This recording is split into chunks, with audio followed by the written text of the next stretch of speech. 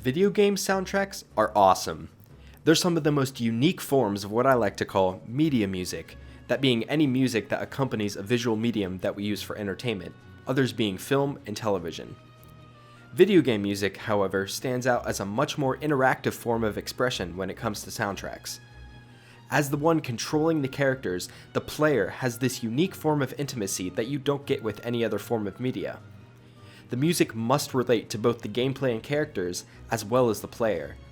Video game music is so powerful because it can not only explore the identities of the character in-game, but also encourage self-reflection of the player's identity, as they may identify with the characters in some way. The video games GRIS and RiME both take different emotions and are able to convey them through their environments, gameplay, and especially the music.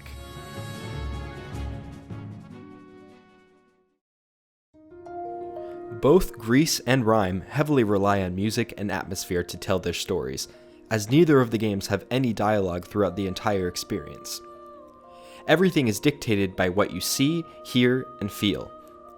In an interview with Berlinist, the team that created the music for GRIS, they described the music of the game as being essential to guiding the player and making them feel as part of the experience. This characteristic is not exclusive to these games. In fact, this one statement holds true as the role of music for any video game, whether it's to amp up the player,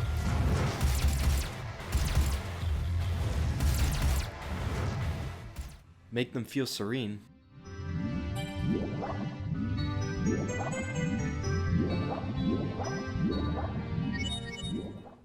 or make them cry from a character's death. Don't do this to me, baby. Don't do this to me, baby. Come on. No. No. No. No. Please. Using motifs, atmosphere, gradual build-up, and scope, video game music connects the trifecta of the world it's taking place in, the character's emotions, and the player's emotions.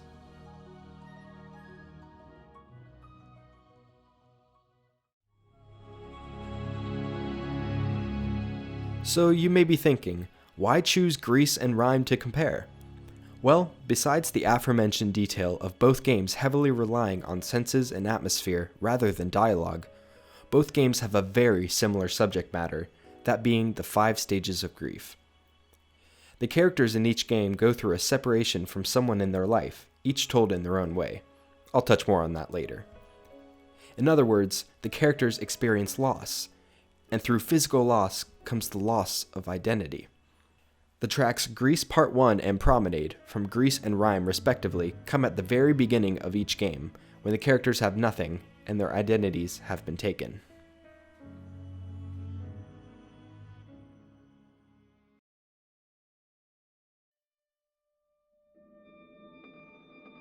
GRIS is a metaphorical experience about loss and grief. GRIS, the character in the game, loses her voice and is thrown out of the life she once knew, which is what the piece GRIS Part 1 captures. Her journey is a representation of how words fail us in times of despair.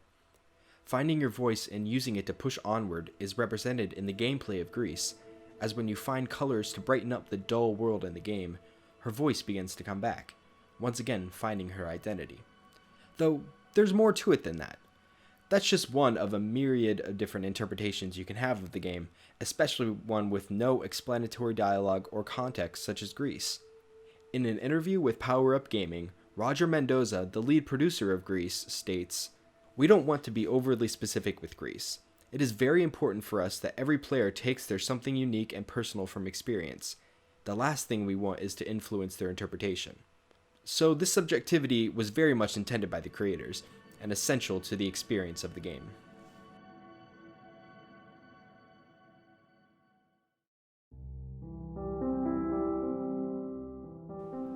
RiME's story begins much less dramatically with a boy washing up on a shore after what appears to be a storm.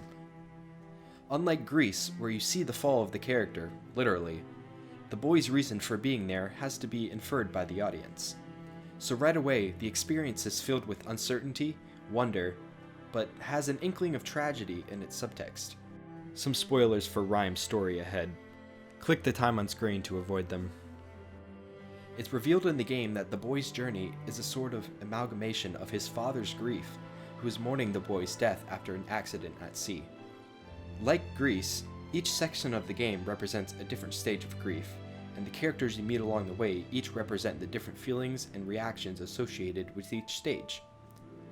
RiME's story and the piece Promenade embodies the uncertainty and pain one can go through in times of despair. Here's a clip from the creative director of RiME on this deeper meaning of the game. En el fondo, RiME va sobre la pérdida, cómo te enfrentas a la pérdida. Este duelo, por llamarlo así, implica un amplio rango de emociones. ¿Cómo reacciona la gente ante las pérdidas? Tú puedes negar que está ocurriendo, te puedes cabrear y pegar una patada a una mesa, puede que te pongas a llorar. Son etapas que básicamente todos nos tenemos que enfrentar. These types of stories told by these games are especially relevant to the world today, as more people look for different ways to cope with grief.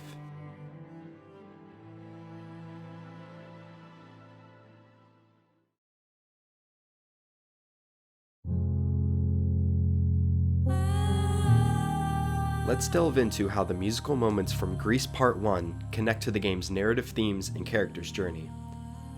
GRIS Part 1 is the first of two main themes in the game, the second happening at a pivotal moment later in the story. The piece utilizes mainly the piano, but also incorporates a female voice, strings, and various electronic instruments.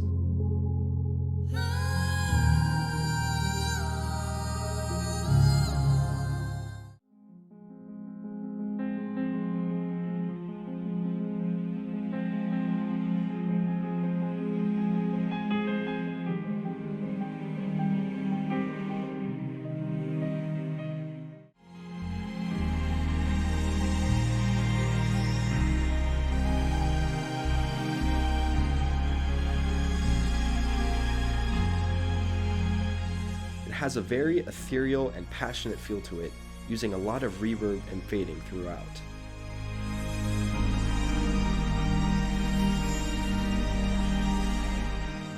That's just a little taste, but now I'd like to look deeper into the individual sections of the piece. The piece is in F minor, and begins with some echoey, almost muffled sounding piano chords, with a female ah coming in on beat 3 of the first measure.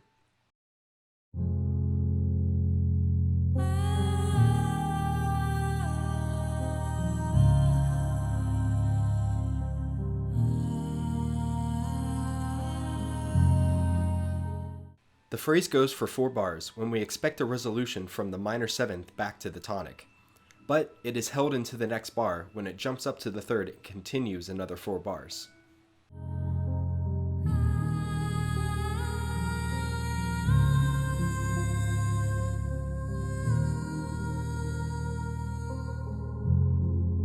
In measure 9, the phrase starts again, this time up an octave and with harmony.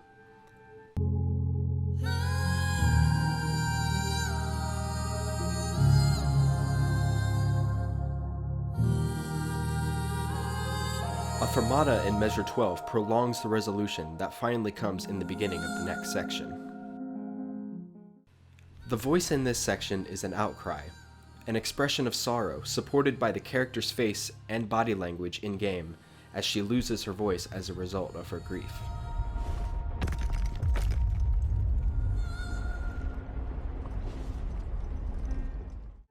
The next section begins with 4 bars of an F minor arpeggio, where the A flat and C repeat back and forth after the initial F in each measure.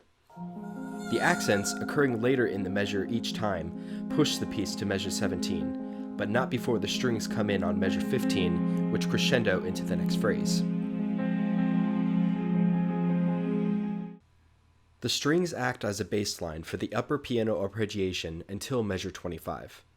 The chords are F minor, C minor over E, C minor, and D flat minor.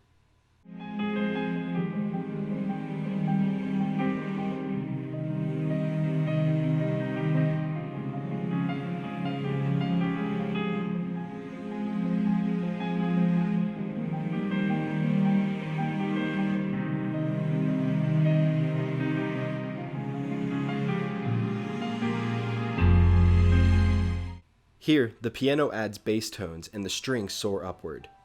More instruments fly in every 4 bars or so and float above the other accompaniment. The most important part of this section is the return of the motif from the beginning in measure 25. Played by an electric organ of some sort, the A-flat to the G once again does not resolve. This time, the A-flat is an eighth note that is quickly scooped to and moved away from, pointing to the often chaotic disarray that occurs when one is in hopeless agony. This section continues to crescendo to measure 33.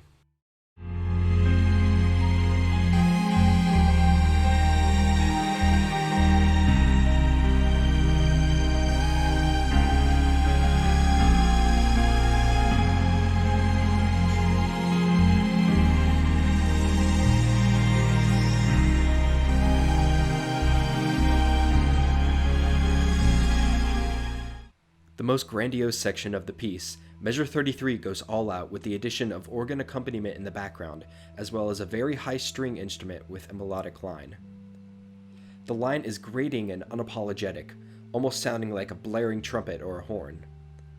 I think this is meant to reflect the inner thoughts of the character Gris as she falls.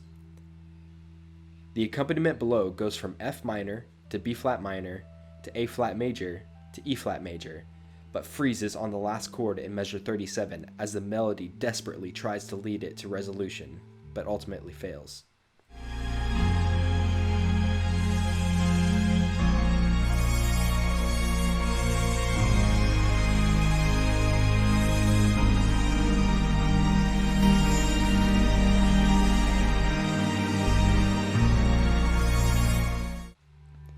It goes through this progression again, but leaves out the F minor chord. It again stops on the E flat major chord as the melody soars up to an F.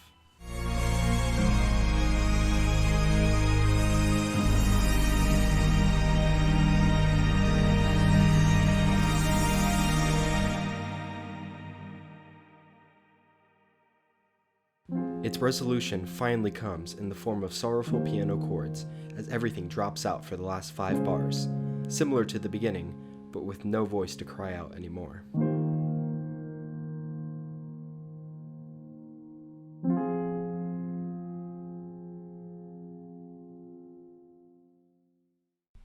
This one piece, in my opinion, embodies the entirety of the game's purpose in these 47 measures.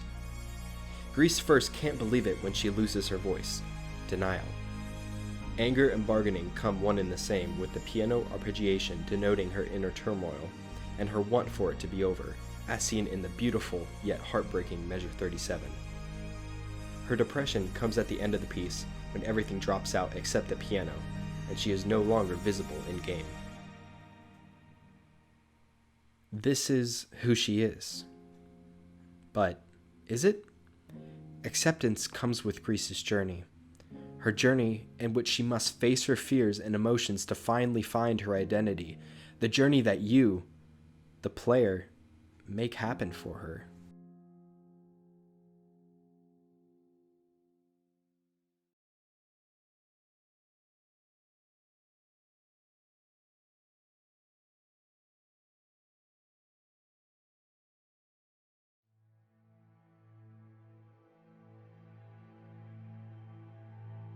As the player moves the character for the first time in RiME, Promenade creeps in, urging the player to go explore and find out this boy's fate. The piece uses a combination of piano, various string instruments, and cello for the melody.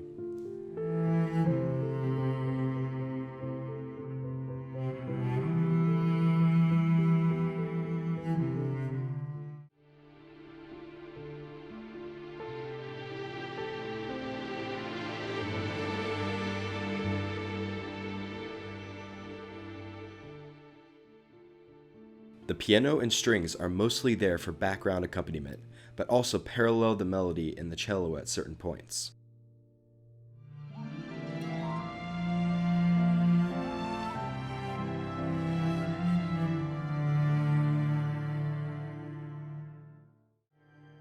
The piece has a very distinct flow in its accompaniment, almost wave-like.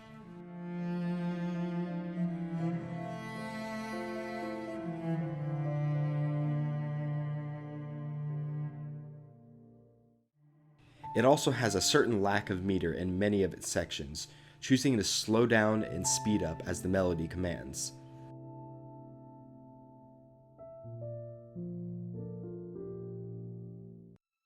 Unfortunately, the sheet music for this piece doesn't exist anywhere, so I had to make my own for this analysis. Some parts may be incorrect or written weirdly, but I tried my best. It's also worth noting that this analysis will focus on the track from the deluxe soundtrack version, which is a bit different than the track you hear in-game, but it keeps the core structure and themes. The piece begins with an A minor 7th chord in the strings, very smooth and ethereal, the 7th to add that bit of uncertainty as mentioned earlier.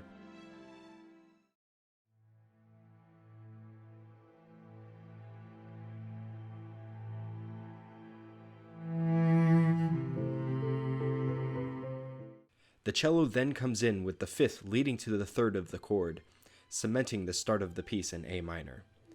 The melodic line flows on top of very soft block chords in the piano, with a flowing line that dances within the chord above that. This creates that aforementioned feeling of wave-like flow, with the melody resting on top. Fitting, considering where the character begins his journey.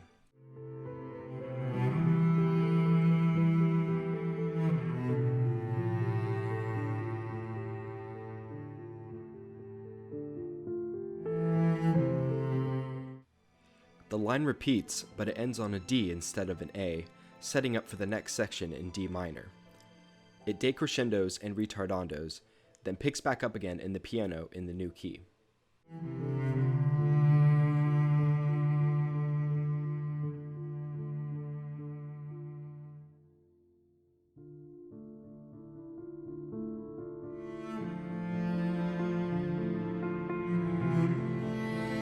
The strings make their debut as a shimmering underlay of sound.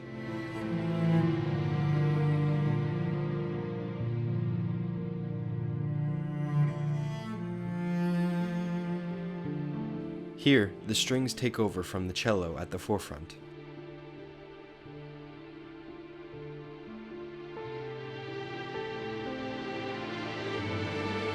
They end on a D minor chord, but add a 2nd to make the resolution, once again, uncertain. A flowing piano coda leads us into the next section of the piece. The second main chunk of the piece, around 1 minute and 25 seconds into it, the second theme comes out with a sheer sense of wonder.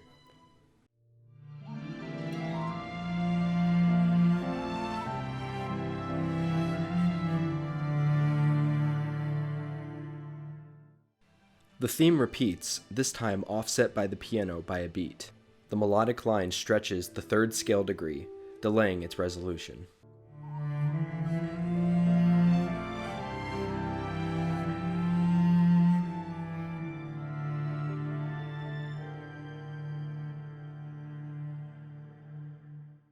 The creative director of RiME, Raul Rubio Munar...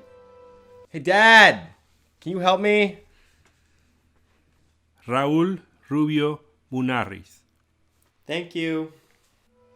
Anyway, he states in an interview with Eurogamer when referring to the first area of the game, denial. It's like childhood in life. You are unaware and carefree, with no urgency or purpose bossing your way. Everything's fine, everything's okay. That's kind of what this section feels like to me. This theme comes back later directly following the first theme, this time doubled by the piano, possibly signaling the boy starting to get used to his surroundings.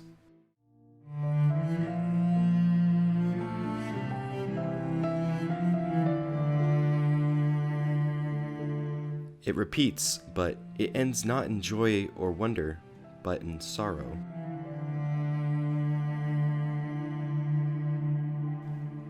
The main theme is only played in the piano, that sense of flow nowhere to be found.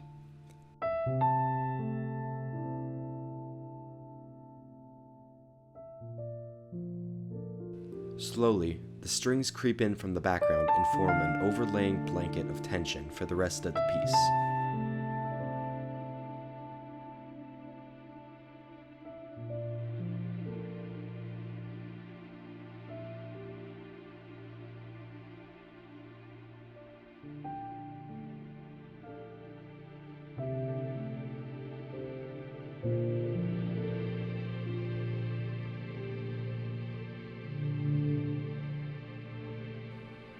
Warbled pulses take place of the piano, using the same chord structure as the piano earlier. It sounds almost like a cry for help.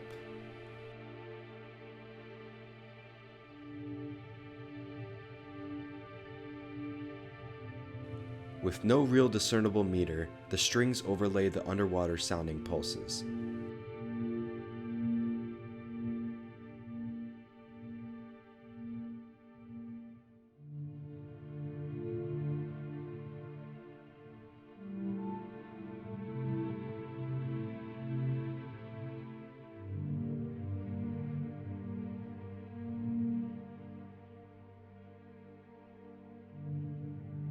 The piece ends with a held-out D minor chord, but a fourth in the strings with no sign of resolving. The pulsing cries for help finally resolve in the background.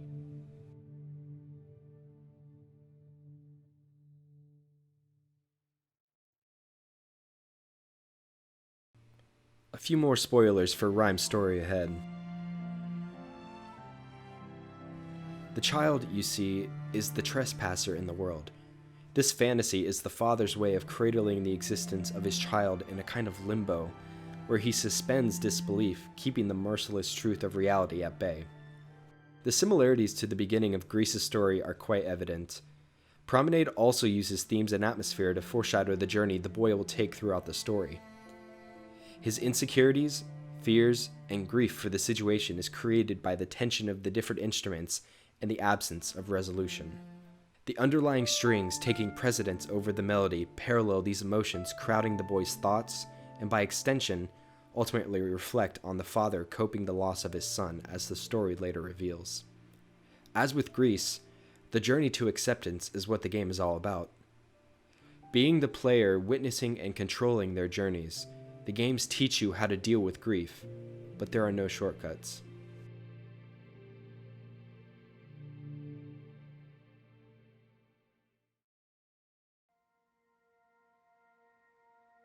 Finding yourself amid sorrow is something that both GRIS and RiME teach to the player beautifully. The characters struggle with this throughout their journeys, going through many trials that they must overcome. The person you come out as after all of it is indicative of the journey you took to get there. Obtaining this identity requires overcoming fears, insecurities, and a lot of pain. And most importantly, time. Healing takes time, a journey's worth even. GRIS Part 1 and Promenade show the beginning of this journey and how one's self-identity can be lost. The rest of the games show how it can be found again.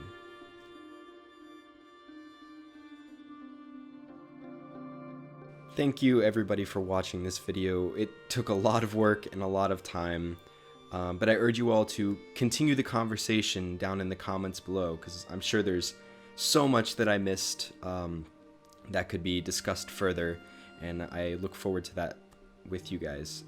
While the credits and sources are going by on the screen, I would like to look into some of the experience other people had with the games and connect that and how it connected to their identities. So I'll be showing some comments of some experiences people had with the game, blurring out the usernames and the profile pictures, and just to give you guys an idea of how powerful these games are to people. Again, thank you for watching, and have a good one.